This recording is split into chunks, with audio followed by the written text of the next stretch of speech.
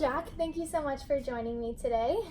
Let me tell you, since I met you last week, it's an honor to be able to sit here and get to know you and sit down and chat with you. I'm thrilled to do this. Well, thank you so much. For starters, you started off your career working in the mailroom at 30 Rock and worked your way up to be Senior Vice President of Production Operations here at FOX Sports. What did you do to separate yourself from everyone else that was vying for the same opportunities? Let me think a second. It's funny you mentioned that because I think the only thing that set me apart was a couple of things. One, I was always available. I was willing to come in and work. When I was in the mailroom, I remember they needed somebody who volunteered to work an extra day on Saturdays to come in just to deliver mail down to our transmitter at the Empire State Building. So I would drag in and do that every Saturday just to take on that extra work. And I showed a little personality. I dressed okay. I put on a suit and tie when I came into work because I'd gone to Catholic school as a kid, so I always wore a suit and tie. You had to look good. So I dressed okay, and I was friendly. I walked around with my mail cart and I said hello to everybody and got to meet people and asked them about their jobs and what they do, and then people just got to know me, and that's why I was out of there in 6 months because people recognized me and gave me the opportunity to move on. And then of course that lasted me throughout my career. I was always available, always willing to help out, always willing to pitch in and show some personality. In 1990, you decided to pick up your family and move out here to the West Coast to be the manager of operations for NBC Sports. You were running a one-man show out here, which I'm sure was crazy hectic for you, but what did you learn about yourself during that time? It was interesting with that too. GE was doing what they had bought NBC in 86 or 87 and started what they called right-sizing. In other words, they were downsizing the company and moving people out. We had a 4-person sports division in Burbank, and they laid off all 4 of them and sent me out to be this one-man band. Because I discovered over the years, especially when I got into sports, I got a little well-rounded. I had done operations, I had done production management, I had done tech management. At one point, I came up with a method. They put me in charge of scheduling mobile units. And I came up with a way, I got to some of the vendors and started a little business with them whereby they would use the NBC mobile units during the week when we weren't using them on different events that they had, and we made some money doing that. So it helped me, get some rounded out in business and get rounded out in operations. And once again, personality and energy, all that came into play, and a little bit of common sense. So they sent me out to be this one-man band, and I have to tell you, it was an amazing job.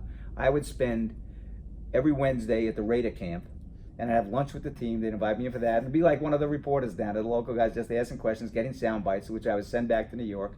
They had it into pieces. And during the basketball season, I'd be at Laker games Friday nights, some Sunday nights, depending whatever they need, and doing shoots at the Lakers all during the week and everything. So whatever they needed, I would just sit in my office almost like the fire department, wait for the phone to ring to see where am I getting sent, what do they need, anything in Los Angeles, live 2 ways. I'd be at different people's houses. My favorite was Nadia Comaneci. She lived down by the beach in Venice, and she had donuts and Danish for the crew and everything. Nobody ever did stuff like that, so she was the greatest. But it was a great job with that.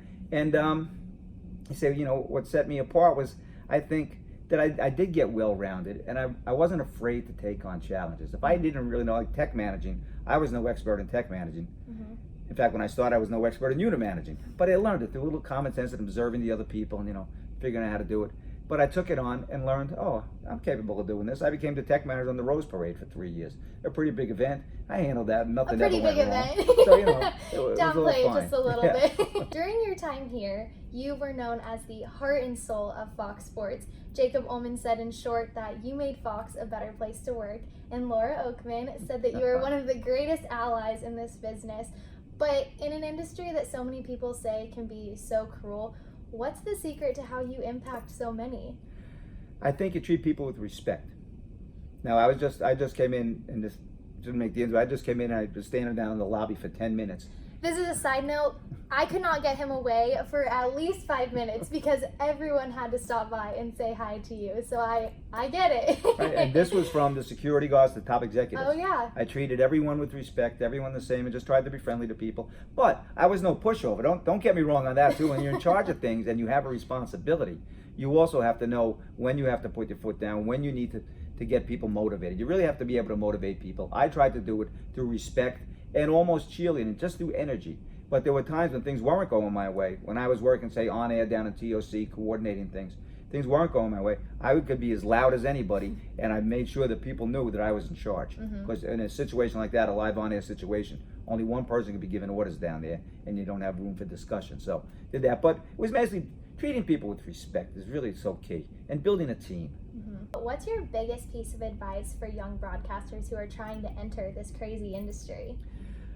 I would say once you get your foot in the door, which as everybody knows is not an easy task. Once you get your foot in the door, have some energy, be respectful, be polite, be friendly, and learn about people. Once you learn about people, and as you're doing that, you also teach yourself to become a leader.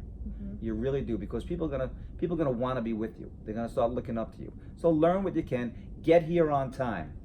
Be here on time. Don't be afraid to work weekends. Don't be afraid to work nights. Take on all those extra jobs, and just round yourself out. Well, Jack, thank you so much for sitting down with me today, and keep enjoying the retired life. You've got your granddaughter, your wife here today. You're living the life. I've been blessed, believe me. I've been blessed in retirement now. I get to work with the United States Army.